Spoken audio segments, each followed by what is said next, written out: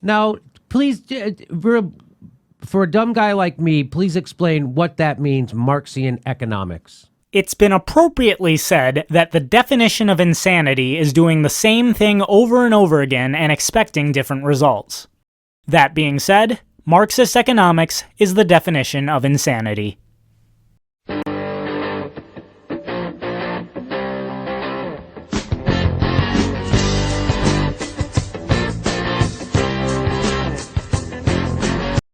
Hello everyone, this is My Two Cents. For this week's video, I'd like to welcome back my elite level patron, Nightshift 10,000. Hey there, My Two Cents. Isn't that time of the month again? Well, if you're referring to my girlfriend's time of the month, thankfully no. However, we will be doing a full-blown debunking of Marxist economics, facing off with the noted Marxist professor himself, Richard Wolff.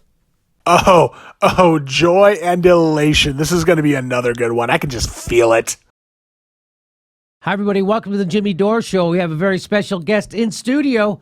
He's a friend of the show. You've seen him on the show before. It's Dr. Richard Wolff, and he is a Marxian economist, best known for his work on Marxian economics, economic methodology, and class analysis. He's a professor emeritus at UMass Amherst, and he's a... Shit. We're doing something on one of these guys.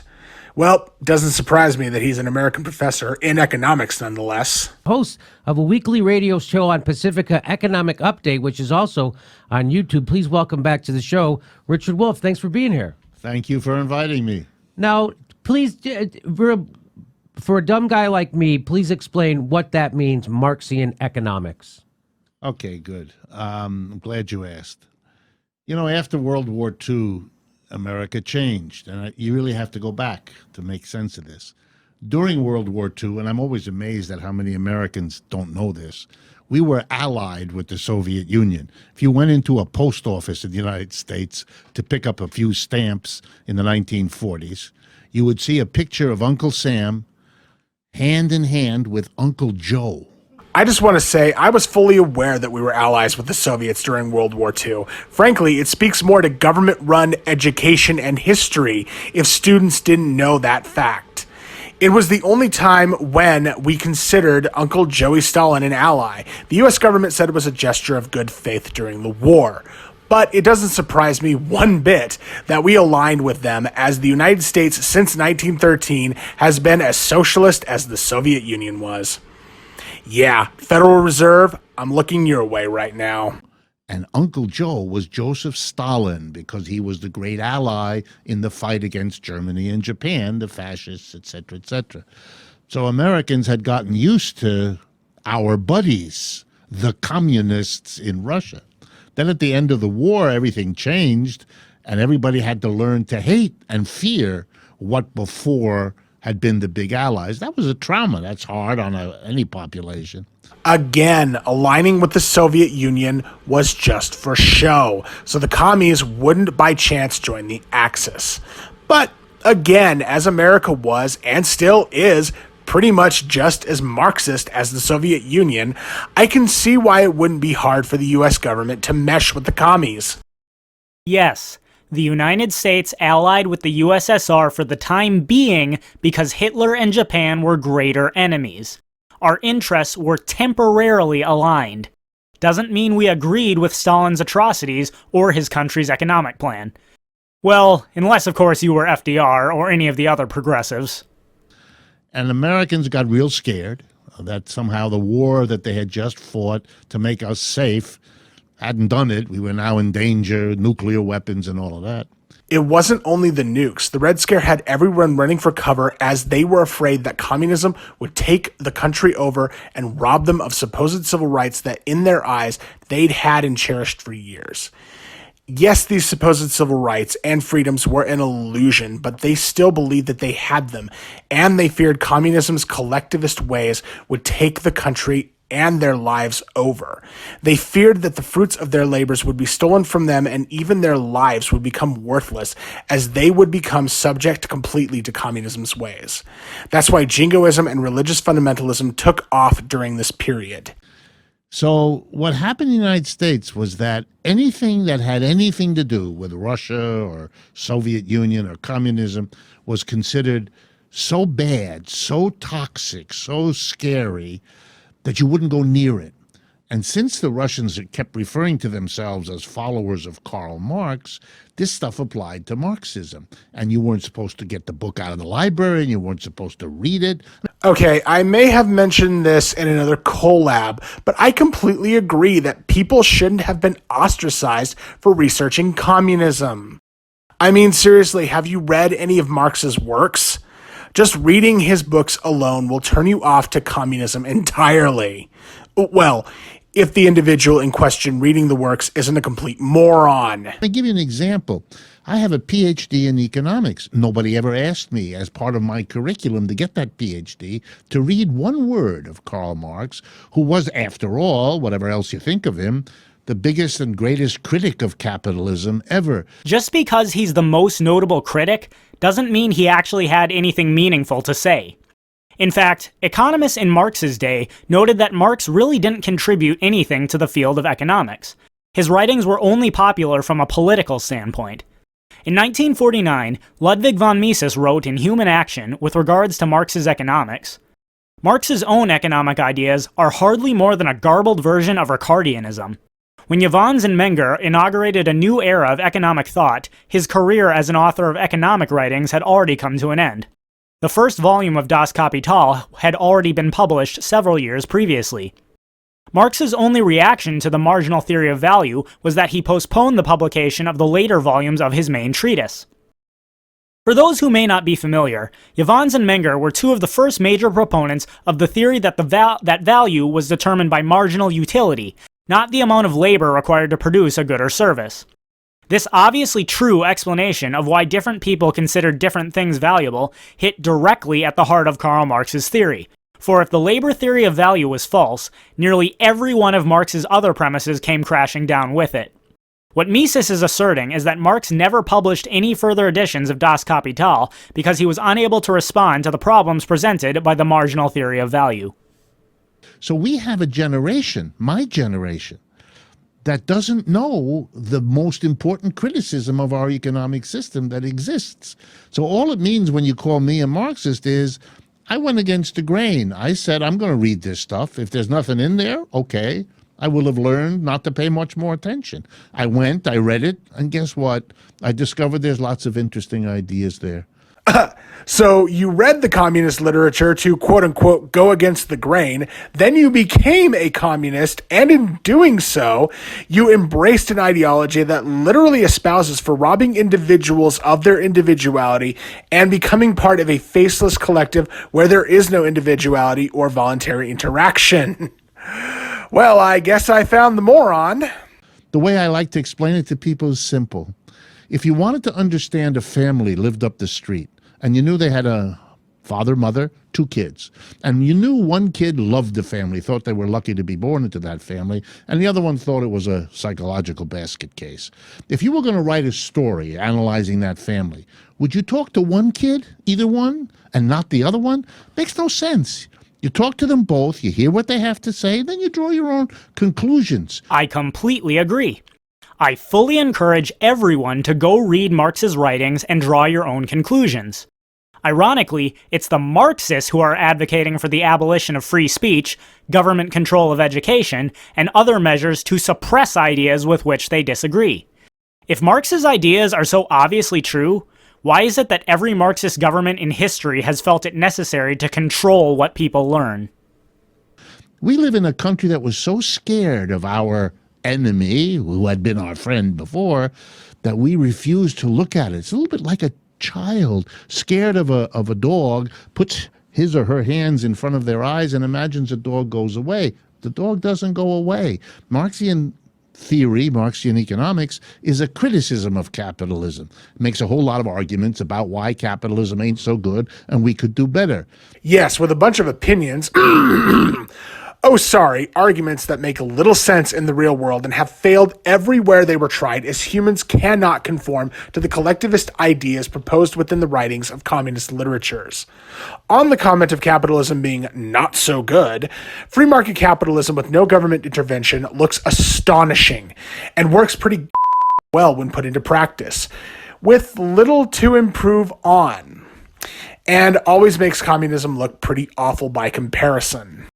Mysteriously, every country that's tried to ever do better devolves into poverty and collapse. That might tell you something about the quality of Marx's arguments against capitalism.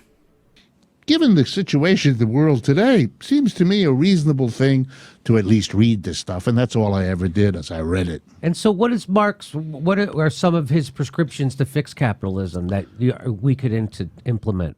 Well, his point of view is a little different. His point of view is we've tried to fix it. We've tried over and over to fix it. We've had all good efforts to fix it. The fact is, capitalism in free market laissez-faire form doesn't need to be fixed, as capitalism in this form usually fixes problems in society on its own. It's the perversions of capitalism, welfare capitalism, corporatism, and state capitalism, all either run or subsidized by governments, that are the problem and are ruining our societies. Communism can't fix these problems. Only abolishing governments everywhere, eradicating the welfare state, and reestablishing the free market can do just that. You can't fix it. It's busted. It's a little bit, for Marxian economics, it's a little bit like having that meeting with the refrigerator repairman comes to your house. He's been to your house now more and more frequently. This time it's the condenser, next time it's the motor, next time it's the this. And then there comes that sad moment when he comes to you and he says, look, I could take another couple of $100 and fix it, but you're throwing money away. It's time to get a new refrigerator.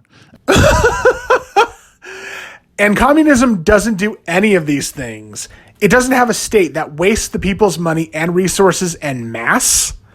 Capitalism, even in its current form, doesn't waste nearly as much of the people's resources, or resources in general, as communism, and works far more efficiently than communism ever has. Don't believe me? Do your freaking research. What's ironic is that Marx's legitimate criticisms of capitalism turn out to be criticisms of government. There will be examples of this as we get further into the video, so I won't get into specifics right now. But a more accurate analogy would be if someone kept deliberately breaking your refrigerator. It wouldn't make sense to say that the problem was the refrigerator itself. Yet that's exactly what socialist criticisms of capitalism all turn out to be. The government interferes in the market, the socialists blame the market itself, and then advocate that we hand over absolute power to the government to fix it. And you don't want to hear it, but you kind of know, since he's a straight guy, that he's giving it to you honestly, and you might as well save the $200. Marx's argument is you need a different system. You can't, we've tried, for example, to have less inequality in our world. We have more than we've ever had. By equality, you obviously mean income and class equality, not equality of the individual. Here's the problem. Marx was not in favor of equality. When class divisions had finally been eliminated, society was supposed to proclaim from each according to his ability to each according to his need.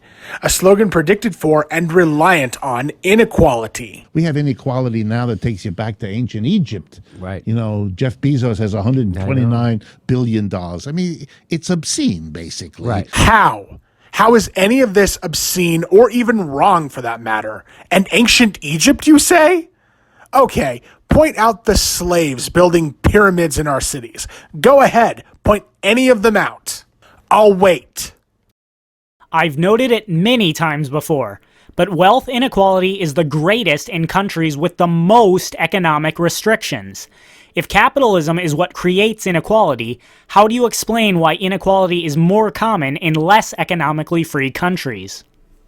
You have millions of people can't pay their kids college, can't do the most basic things a society wants to do. College wouldn't be as expensive as it was if the government didn't keep creating artificially cheap student loans. It's already clear that everything he's going to cite as a criticism of capitalism is in fact a criticism of government interference in the market to benefit a few. As I've explained many times before, this is corporatism, not capitalism. And so Marx would say, hey, this system produces inequality. It always has. And it keeps doing that until people rise up and say, we've had it. And then it stops for a while, and then it starts up again. So you kind of ought to learn the lesson. The system's busted. Let's try something else. Yes, let's dismantle the system and go back to laissez-faire free market capitalism. Problem solved. And Marx's ideas have indeed been tried. The USSR, Myanmar, Cuba, North Korea, Venezuela. What are you going to tell us, Dr. Wolff? Oh wait, that wasn't real communism, right? What do you say we should try? Marx's argument's very elementary in this area because he didn't spend a lot of time. He didn't believe in looking into the future and guessing how things would. He didn't believe in that. He made a joke once. If you want that, go to the county fair, give money to the lady who tells you your future. It's fun, it's amusing, but you don't take that seriously. Again. Say that again, but slowly. Marx promoting free market capitalism. Go to the fortune teller and give them money. Marx actually said that, ladies and gentlemen. Oh, God. Wow. Yeah, you guys really need to listen to this. And I don't want to hear any BS comments saying, oh, Marx was only kidding about the comment. No, he literally said that, and in doing so, encouraged people to partake in capitalism. God, really? He doesn't really know what's going to happen to you next month. So he didn't do much. So you have to kind of read between the lines and tease it out, and this is what it would look like. His argument is we have an economic system, this capitalist system, that puts a very small number of us in the driver's seat. If you look at the percentage of people who own shares of stock in America, you get a very quick understanding. 1% of shareholders own 2/3 of all the stock. So if you're looking at who owns American business, it's the 1% that everybody's talking about. Oh, God. Do I really have to say it again? How many times have I said this over and over again? A 1% of billionaires that would not exist without government corporate welfare. Oh, God. I'm sorry. It's just this communism shit. I think it's literally killing me. And they're the ones who elect every year, that's how it works, the board of directors of every corporation. You get on the board of directors by being elected by the shareholders. If 1% of the people own 2/3 of the shares, that's who elects the boards of directors. Not grandma who has 10 shares of something, or not Uncle Harry who got 3 shares on his last birthday, but the people, the big bankers and the big wealthy folks who have it. So the argument is, we have an economic system where all the basic decisions are made by the shareholders who own the company and the boards of directors they elect. They're the ones who decide what the company produces, what technology it uses, where the production takes place, and what to do with the profits. They don't, however, decide whether or not anyone wants the products they produce. That's something consumers have to do voluntarily. Less than 35% of businesses that are created last more than 10 years, specifically because no matter what products they produce, where they produce them, or who they elect to their board of directors, they can't force anyone to purchase their products. When exactly did Jeff Bezos hold a gun to your head and force you to buy products from Amazon? At the Christmas party, they thank everybody in the company for helping to make the profits. But everybody may have helped to produce them, but everybody doesn't get any say at all in what's done with them. That's in the hands of the board of directors and the shareholders. Exactly how many of their employees entered into employment with those businesses at gunpoint? They made a voluntary agreement to work for a certain wage. So here then Marx makes a grin and says, do we really expect anything different? If you let the people in charge be a tiny minority, they're going to make the system work for them. So the solution is to give absolute power to a totalitarian state to forcibly redistribute the wealth. What's going to stop that small group of people from making the new socialist system work for them? In fact, that's exactly what we've seen happen in every socialist state in history. North Koreans and Venezuelans are starving to death, while Maduro and Kim Jong-un are living in palaces eating lavish meals. Literally, the same thing happened under communism and communist dictatorships. Only thing was, under communism, if you spoke out, you would be either jailed, gulagged, or executed. They're not going to make the system work for the people who've been excluded. So his answer is, don't exclude them. And if you want the simple English, worker co-ops. Make business organized in a radically different way. All the people in a business live with the decisions that are made there. And if they all have to live with the decisions, they should all participate. I've already addressed this in my video, Why Common Ownership Always Fails. Once everyone is equally responsible for something, no one wants to make the hard decisions or do the dirty but necessary jobs. The lowly labor workers always claim it's so unfair that the CEO gets paid more than they do, but I don't see them fighting for the right to share in the losses whenever the company has a bad year. The same logic as runs our communities. We say a mayor can't make those important decisions that a mayor or a city council or a president, for that matter, makes without our having some say in voting. Then why is it that when voting doesn't turn out the way the leftists want, they tend to riot in the streets? Don't pretend like you care about the democratic process. Well, then, the same logic, if you apply it to the workplace, would be, how can you let 2 or 3 or 4 or 6 or 12 members of the board of directors make a decision, close a plant, move it to China, or any one of the other decisions they make, impacting everybody else, and everybody else has no say at all? Yet the customers have complete and total say over whether or not they want to buy the company's products. And that's exactly why businesses can't just do whatever they want. If workers had the ability to stop the company from closing an unprofitable facility, pretty soon even more people in the company would find themselves unemployed than just the few workers who worked at the unprofitable facility. That's not democracy. And if, I push it as follows. If we believe in democracy as a nation, which we claim so often we do, then the first place we should have put it is where we work. Democracy, glorified mob rule, and you want to make that more universal. You're joking, right? I hate how so many people, Marxists or not, equate the word democracy with freedom. Democracy is nothing more than mob rule. Under democracy, if the majority voted that Marxism was awful and should never be embraced, do you think Dr. Wolff would accept that as legitimate? Is stealing legitimate so long as the people vote to do it? Is murder legitimate so long as the people vote to do it? Democracy is inherently unethical. Heck, most Americans forget that the US is not a democracy. It's a republic. 5 out of 7 days, the adult human being in America, most of us go to work. If democracy is valuable, put it into play where we work. It's at least as important as where we live. Where we live, we supposedly have it. We don't have it where we work. And my guess is our economy would work a lot different if the people were in charge, rather than having it be in the hands of a very small number of people who, if I'm noticing correctly, I'm a professor of economics, I'm supposed to know this, the system is working really well for them. And last I checked, it's working pretty well for everyone else, too. Do you use Amazon.com, Dr. Wolff?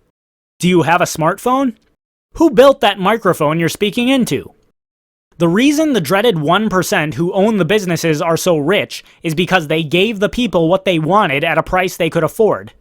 Admittedly, corporatism does benefit many of these people, but the fact that even corporatism tends to produce a radically higher standard of living for the people than exists in economically authoritarian countries shows just how powerful the free market is. Yes. Right? It's going great for the people who own stock. All right. For the owner class, it's going very good. Owner class? What the? You're just making it up now, aren't you? So I have 2 things to say. So it seems like capitalism's working in Denmark, right? Well, they hedge it about with levels of controls and limits that Americans would find very strange. I would argue with you it's working better than it works here. No, Denmark and Norway are basically the same kind of welfare capitalist systems that you have here in the United States. The only thing is there are some minor changes, but they are still the same kind of welfare capitalism that we have over here. But let's not forget a few important facts, Night Shift. Denmark does not have a minimum wage. Denmark is much more liberal about school choice than the US. Denmark fully embraces free trade. Heck, Denmark is actually ranked 6 places higher on the Index of Economic Freedom than the US. So if capitalism is working better in Denmark than the US, that might say something about economic freedom. Denmark is filled with policies that Dr. Wolff has actively spoken out against. But I think it has serious problems there, too. You have a gap between rich and poor. It's not like it is here in the United States, but you have it. You don't see it because they have a basic social welfare program. All your medical care is taken care of. There's a national health service. Basically, the university going to school is free or close to free, heavily subsidized, and on and on and on. Meaning that it's not free and stolen through tax revenues. And while I could talk about how the healthcare system and education system in Denmark trail behind the US, I'll simply point out that the social welfare system in Denmark is unsustainable. Nearly 1/5 of Denmark's population is living full-time on government welfare, and that number has been steadily increasing since the 1970s, while the population has remained at a steady 5 million. Do the math. Sooner or later, Denmark is going to run out of other people's money to redistribute. So they make sure that the really rough edges of capitalism are softened. But my argument would still be you have the inequalities, not like you have in the United States, but you have serious inequalities. And I don't see the justification for them. And if I knew more about Danish society, my guess is I'd be able to show you that that has consequences, making inequality like that. But you're right, it is certainly not the kind of capitalism we have in the United States. And again, why is wealth inequality even higher in countries that are more heavily economically restricted? What's really better? A society where some people are very rich and the poor are comparatively rich to the rest of the world? Or a society where everyone is equally impoverished? You can have a society that's free. You can have a society that's equal. You can't have both. And by the way, that's true across Europe. The Europeans don't permit it. The mass of people in Europe don't permit their governments and their businesses to function the way we do. One example. In Germany, there's a law. The German word is Mitbestimmung.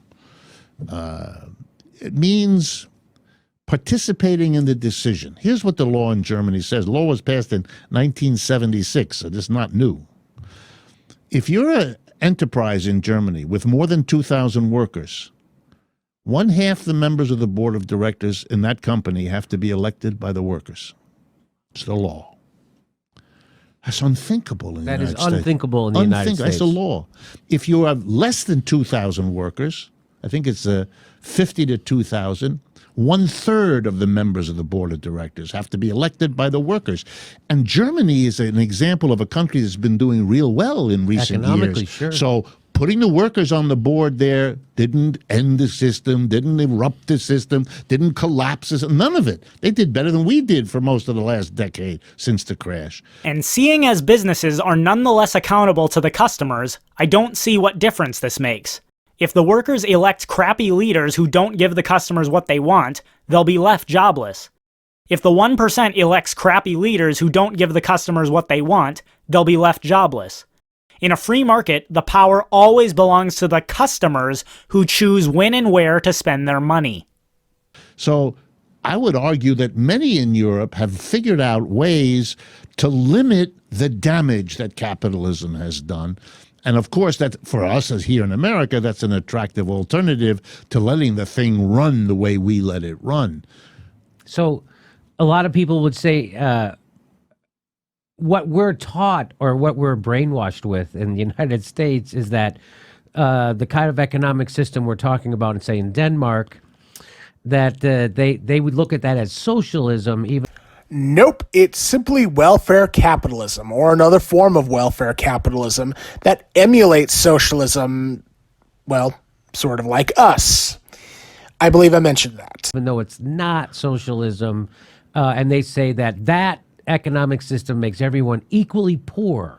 What do you say when people say that? Well, the easiest answer is take a trip someday to Copenhagen, and it'll take you exactly 5 minutes to understand that's nonsense. I've already pointed out that the system in Denmark might appear to be working, but it's unsustainable. I'm not going to repeat myself. The people in Denmark aren't all equally poor yet, but they will be once the government runs out of people to steal from. The standard of living of most workers in Europe, particularly in Northern Europe that we're talking about, is as high or higher than that of the United States in terms of the quantity and quality of the goods and services that they get. So, I mean, it just isn't the case. You don't have to have everybody poor in order to be fair. It's the oldest argument in the book of people who don't want to distribute things equally, that if we did that, either the world would fall apart or we'd all be very poor. I mean, that's a kind of thin effort to shut that conversation down. It can be objectively demonstrated that the more you steal from those that make the most money, the less productive they become. In the United States, the US has never collected more than 20% of GDP in taxes, no matter what the tax rates were. The system might work for a time so long as the wealthy are still allowed to keep the majority of their money. However, the more you give away, the more people start to demand. The more people demand, the more you have to steal from the wealthy. And the more you steal from the wealthy, the less productive they become. Redistribution of wealth might seem to look like it's working at first because it's drawing from wealth that was created under the free market. But eventually, this is unsustainable. One only needs to look at countries like Brazil or Venezuela to see examples of this. The same thing is happening in Denmark. It's just happening more slowly. Okay. And let me put in a halfway way. Jeff Bezos has $129 billion. If we took away half of his wealth, he'd be left with $65 billion. Guess what?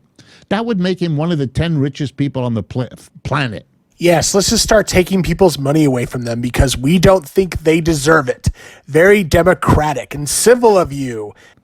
If we took half of it away, and imagine what we could do with that $65 billion. We could solve the problem of all the college educations in the United States more than once over. We could transform the continent of Africa in radical ways that would make them our friends for the next 150 years. There's no excuse for a society that produces that kind of inequality and then lets it sit there. I know. What about just letting people live their lives in peace with the fruits of their labors and the wealth that they've accumulated without the threat of being killed or having all of that stolen from them just because someone doesn't think they deserve it? It's not about excuses. It's about living in a free civil society where you aren't mindlessly butchered because of what you have.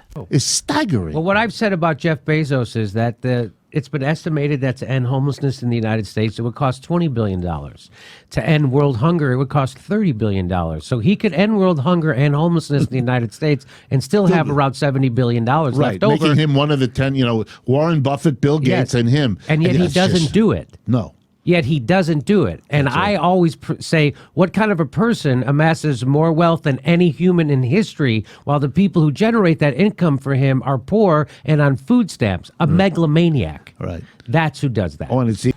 Oh, God. Really? Really? No, sorry. Megalomania sounds like what you guys want. You apparently don't know what liquidity is, Dr. Wolff. Jeff Bezos' money isn't just sitting under his bed. The figure you referred to is his net worth. Further, as I explained in my video, Can World Hunger Be Fixed with Money?, solving problems in places like Africa just isn't as simple as throwing money at it. As for fixing college education, what do you think would happen if you gave all that money to people who weren't going to go to college and then they ran off to attend college? Well, given the increased demand for college education, prices would rise accordingly, and you'd be left no better off than you were before. On a final note, how much of your own money have you donated to all of these causes? Leftists are always so gung-ho about spending other people's money, but seldom do they donate their own. This has been documented very thoroughly, and even the New York Times admitted it. Bernie Sanders owns 3 homes. Why aren't you demanding that he sell at least 2 of those and give the money to the poor? Even worse, Amazon, which is the company that made him rich. Yes. An enormous percentage, the estimates vary, but somewhere between 10 and 20% of Amazon's workers are paid so little they qualify for food Yeah, stamps, that's what which I'm talking means about. the rest of us, you, me, the people listening and watching, those people, we all pay taxes to subsidize the low wages that this billionaire... Wait, what? No, I'm sorry. I've got to interrupt. My 2 cents. Did this guy just make our point for us with that last comment? Let's think about this. If there were no food stamps, and Amazon employees were still receiving the same wages, assuming they couldn't afford food and other things they need, they would be forced to quit their jobs and seek other ones with better pay, which would then force Amazon to raise their wages. So it's only because food stamps exist that Amazon can get away with paying so low. I mean, you have to scratch your head in disbelief that the American people allow that level of behavior. Yes, taxation is obviously theft. Corporate welfare funded by that taxation is obnoxious. The fact that any of this is happening, we anarcho-capitalists generally agree with this premise, but not on the same terms. USDA and FDA regulations heavily favor large agricultural producers, forcing family farms and other forms of competition out of business. Were this not the case, food would be cheap, and the whole food stamps program entirely unnecessary. But putting that aside for the moment, Amazon employees' wages are set the same way anyone else's wages are set. Supply and demand. Well, at least they were until Jeff Bezos caved and became a political entrepreneur, but let's just go back to when Amazon employees' wages were set by supply and demand. Amazon employees were not getting as raw of a deal as you may think they were. The Economist reported, but on most economic measures, including wages, unemployment, and poverty, counties with Amazon warehouses are no different from the rest of the country. In fact, they are generally better off. Perhaps, suggests David Otter, a labor economist at MIT, Amazon's workers are young and inexperienced. There is some evidence for this. Amazon's employees tend to be younger. Data from the Census Bureau suggests that nearly half of its warehouse employees are under 35. Job tenure at the company is typically just 1 year, according to PayScale, a research firm. Another possible explanation for Amazon's pay is its reliance on unskilled workers with minimal qualifications. David Newmark of the University of California, Irvine, who has written about the impact of Walmart's growth on retail wages, says Amazon's highly automated warehouses may not require as many workers who can, say, operate a pallet jack. Staff benefits may also play a role. Amazon offers its full-time employees healthcare, retirement savings plans, and company shares. Such generous perks may explain why the company's pay is below market wages. End quote. And of course, Amazon has caved, and Jeff Bezos has become a political entrepreneur, just like Richard Wolff would like. We'll see how it turns out for them. It's antisocial behavior. No, they probably have you on CNN and MSNBC every week talking about this, right? Every week, man. They can't get enough of me. Oh, wow. God, that was confusing. I mean, what in the heck even was that? Ugh, that was painful. Let's not forget that Richard Wolff has been asked before which country on earth is closest to the socialist utopia he envisions. His answer was a laughable example of the no true Scotsman fallacy. Beyond that, Dr. Wolff had students involved in the government of Greece just before it collapsed. What will it take to convince him that Marx was wrong? No, you're explaining it. Which country in the world is closest to your socialist paradise? I don't think any of them are. Which is closest? I don't think any of them can be ranked like that. It makes no sense to me. Socialism is a change out of capitalism. Another great video down and another one done. I'm out of here, bro. See you later. Thanks again for coming on board to collab, and thank you so much for your support of my channel as an elite level patron. No, dude, you're awesome for giving me the opportunity to be on your channel every month. And I want to apologize to everyone for being a bit of a turtle poster on my YouTube page. I've had a lot to deal with over the last couple of days, and make no mistake, there will be more videos coming to my channel. And I'm currently in the process of making a BitChute channel, as BitChute is freaking awesome. For everyone watching, please go check them out. And that's our 2 cents. So take it for what it's worth. Thanks everyone for watching.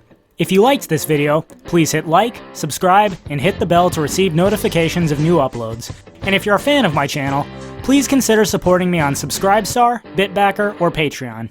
For as low as $1 a month, you'll receive access to patron-exclusive videos, earn the right to participate in patrons-only live streams, join my patrons group chat on Twitter and Discord, and numerous other rewards.